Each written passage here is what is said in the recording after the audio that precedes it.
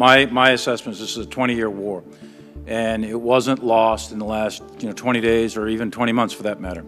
There's a cumulative effect to a series of strategic decisions that go way back.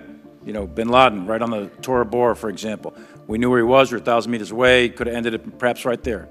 The shift from going into Iraq and pulling all the troops out of Afghanistan, with the exception of a few others, major strategic decision. Not effectively dealing with Pakistan as a sanctuary, major strategic issue that we're going to have to really unpack. The intelligence piece, pulling advisors off 3 or 4 years ago out of Kandax, so we blinded ourselves to our ability to see the will, the morale, the leadership, the training.